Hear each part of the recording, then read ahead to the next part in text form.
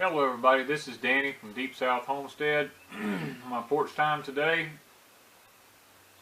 I got a couple things I'll just share with you today. One is on our homestead here this year, we're not going to have any apples. Last year we had a bumper crop. We had bushels of apples last year. This year we had no cold weather this winter, and my apple trees did not flower. I wouldn't hesitate to say out of all my apple trees, I probably don't have 12 apples on all of them. So one of the things I want to mention about that is when you have a good year, like we did last year, and we've had 2 or 3 really good years with apples. What we did was we canned and canned and canned apples. We have jars of apples canned. We sold a few, but not very many, because we decided to really put our effort into canning them rather than getting rid of them. And that's something I want to mention to you on the homestead. Sometimes when you have a bumper crop, everybody, I know out of the goodness of a lot of people's hearts, they like to just give away a lot of their food. But had we given away a lot of our apples last year, or sold all of our apples last year, we would have no apples this year. And I guess that's the point I'm trying to make. Sometimes when you have a good year, you really need to can as much as you can, because you're not promised the next year. Like us this year, we will have no apples. And I guess that's just the point I want to try to make, is be really, really wise when God blesses you with something. It could be any crop. Some years, some crops do good on your farm. Some years, some of them don't do good. And when the years that they do really good, you better try to store up as much as you can, because if this had been a life-changing event take place for us, and we'd have needed those apples, we wouldn't have had them, because apples are really a staple on the homestead, because apples are where pectin comes from. Apples are a good medicinal plant, really, a fruit really to just raise and have, because you've heard the old adage, an apple a day keeps the doctor away. Well, there's a lot of truth to that because of the benefits of eating apples. So that's just one of the things I want to throw out there about when you have an abundance of food on a homestead. Just make sure you can it. Make sure you stock up on it while God's blessed you with it now.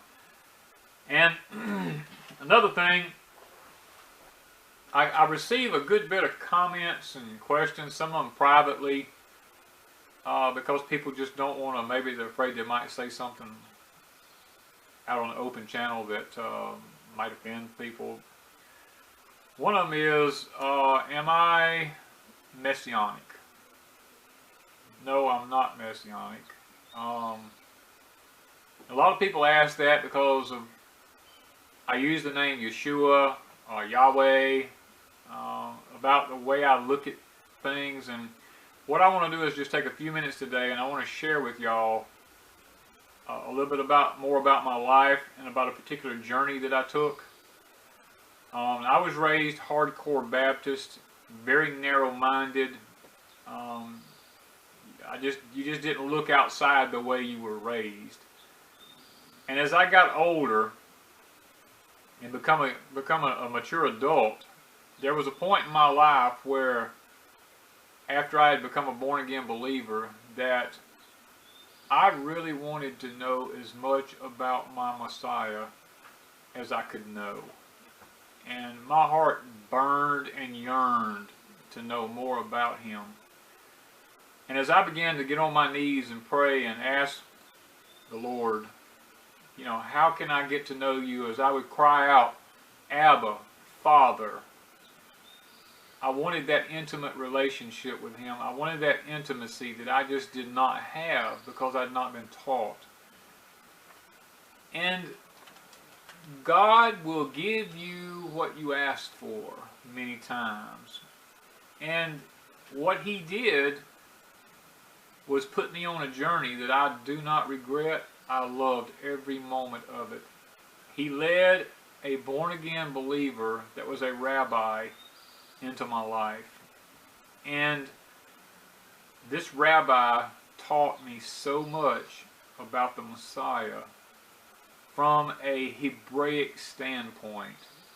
And as I sat under this rabbi and learned from him, he began to teach me who my Messiah was as a Hebrew.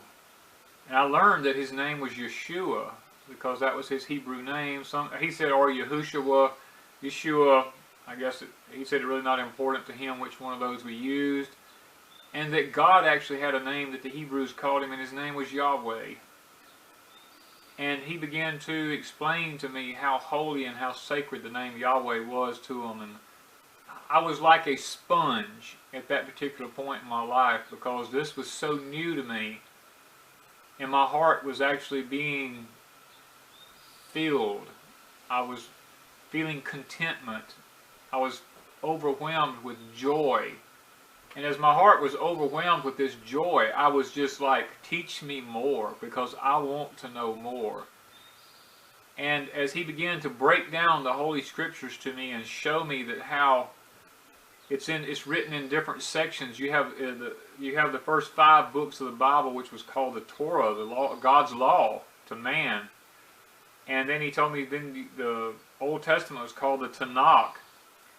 And then the New Testament was the Brit Hadashah. And this was so new to me that I just loved every moment of being taught.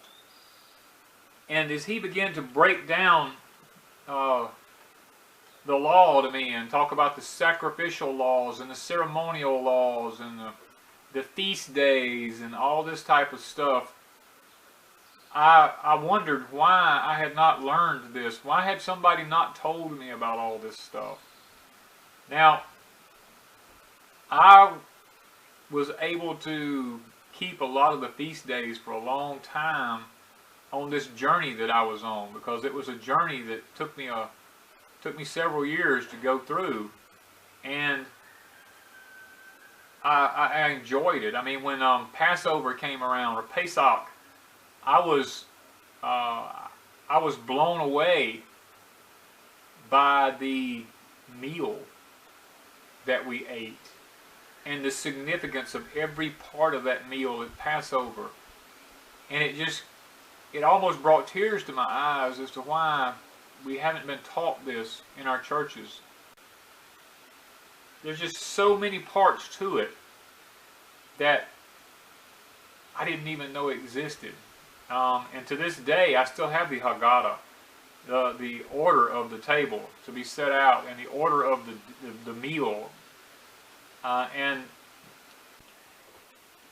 I began to have a passion, even more of a passion, for learning more about my Messiah, Yeshua.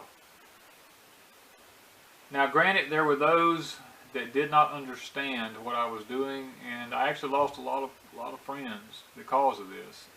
But that was okay with me, because I was actually learning more and more about this journey. And then after we got through with Pesach, then we had the first fruits.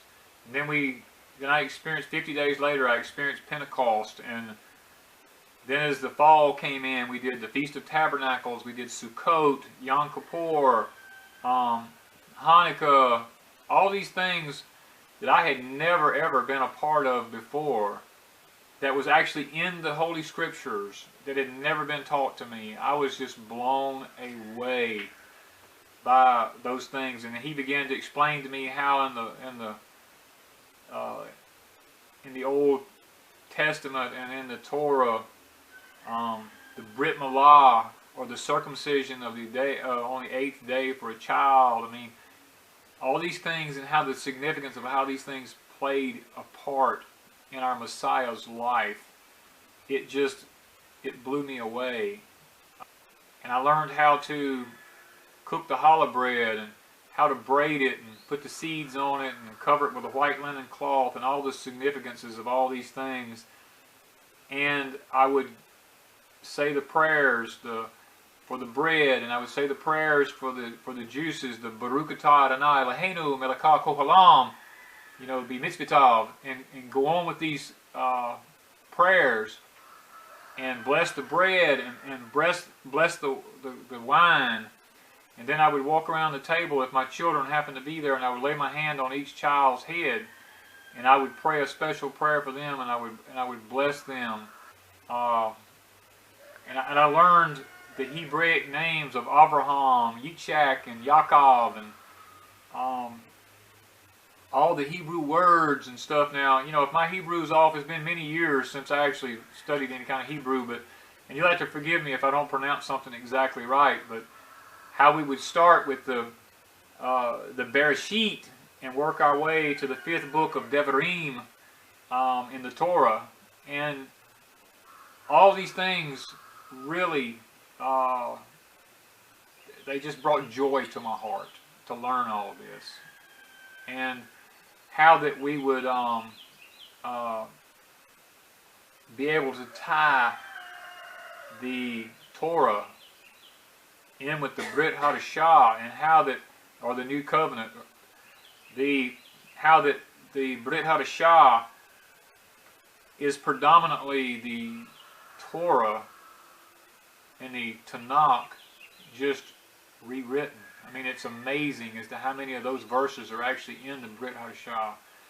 And as I learned all these things, I was blown away, you know, about how intimate it could get to be to learn about the Hebraic culture. And it would begin to open the Scriptures up to me. And then he began to teach me about the Messiah himself, and a little bit about what he wore, and even how the Messiah kept the Torah perfectly. I mean, he did not mess with any part of it. You know, every part of it was perfect. And I actually have, and I'll show you here, I actually still have all this.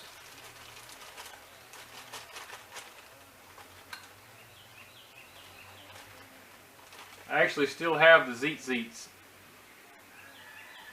And he taught me how the threads that are woven through these are woven in a specific manner, and what they mean, and how that you wear these on the hems of your garments. And I wore these for quite some time, and I thought it's just, and I hang on to them to today because they're so precious to me. And I have, not only do I have that, but I also have the talit here. And he taught me how that the talit is what my Messiah carried with him everywhere that he went. And it really moved my heart. And he told me about the different stories in the Bible, how the girl with the issue of blood, as Yeshua was walking through the crowds, and he said, "Someone has touched the hem of my garment." He stopped and he said, "Because I felt the power go out of me." And the disciples said, "Lord, there's a multitude of people around you and everybody was touching you." And he goes, "No, someone touched me." And this rabbi explained to me how that the part of that garment that that girl probably touched was the hem of this garment here, the tzitzit that hung off of the talit. And as I began to learn these things about Scripture, it made my journey with my Messiah more intimate. Thank you, sweetheart. I keep all this stuff because of the journey that I was on, and it means so much to me. And there's nothing wrong with it. If you want to actually do this, there is actually nothing wrong with it. I have no problem with anybody who does any of these things. And now I feel like my relationship with the Messiah is a lot more intimate than it ever was before. And the way I wanted to tie this in with my homestead is one day I asked the Lord, I said, "Lord, how do I know that homesteading is what I need to be doing? Is it where I need to be? Is it what I need to be doing to survive the upcoming problems that this country is going to face?" And he led me to Psalms 128, which is very precious to me. In that particular chapter in the Bible, the Lord talks about blessed it, and And I'm going to be using my favorite version. I have several versions of the Bible that I look at all the time. And the one that I like the most right now is the CJB, the Christian Jewish Bible. I like the way the wording is in it. It was written by David Stern. Very good interpretation. Uses a lot of the Hebraic words where they need to be used at. But in Psalms 128, he talks about, happy is the man who fears the Lord and lives by his ways. You will eat what your hands have produced. You will be happy and you'll be prosperous. Your wife will be like a fruitful vine on the innermost parts of the house. Your children around the table will be like shoots from an olive tree. This is the kind of blessing that will fall upon him who fears Adonai. Adonai will bless you out of Zion, and you will see Jerusalem prosper all the days of your life. You will live to see your children's children. Shalom on Israel. This particular chapter in the Bible is the chapter that God gave me to let me know that homesteading is where I needed to be. Because when he said, happy is the man who loves the Lord and lives by his ways, because that's all I want to do. I love the Lord and I want to live by his ways. Then when he said, you will eat what your hands have produced, and you will be happy, and you will be prosperous. That's what homesteading is all about. It's about eating what you have produced. And as Solomon, or the Hebrew called him Shlomo, said, there's nothing better than that a man should enjoy the fruit of his labor. That, my friend, is what homesteading is all about. It's about enjoying the fruit of your labor. And then when he spoke about the wife being like a vine on the innermost part, a fruitful vine on the innermost parts of the house, I think about vines and how they grow and produce and they flourish and they're beautiful, and that's the perfect picture of a wife in a home. And then it talks about your children round about the table will be like shoots from an olive tree. If you've ever pruned a tree back, as they do the olive trees many times, and you watch the new shoots that come out and how luscious they are and how fast they grow and how productive they are, it explains a child perfectly. And when he looks at you and says, you know, if you do these things, this is the kind of blessing that will fall upon him who fears Adonai, or the Lord. My friend, this is why homesteading is so precious to me, is because of the journey that I went on to learn who my Messiah was. I did not know at that time that I would be doing what I'm doing right now, sitting in front of a camera and explaining this stuff to my subscribers. He has a reason for it. I pray about it every time I sit down to do this porch time, about what I'm supposed to do, and he's burdened my heart this week about doing this particular chat. And maybe it's for somebody out there, I don't know, but it always does me a lot of good to sit down and share my heart about the Messiah, because basically that's what my life is really all about. And let me make the comment that this journey took place back when I was married to Debbie, my former wife that passed away. Wanda and I were married much later in life than this. Wanda and I were married under the huppah, which is, we had basically call it a Jewish wedding. But I just want to make it clear that I do still go to a Baptist church. It's just that the Baptist church I go to now, the pastor uses Hebrew in the Baptist church to clarify the scriptures. And that's why I go to this church, is because I love the way he does that. He has a projector, and as he reads the scriptures, he will put the Hebrew behind it, and to bring out the actual true meanings of scriptures. And just wanted to make sure that everybody didn't think that Wanda was messianic, or me and her we've only been married for 3 years. So I just wanted to clarify that.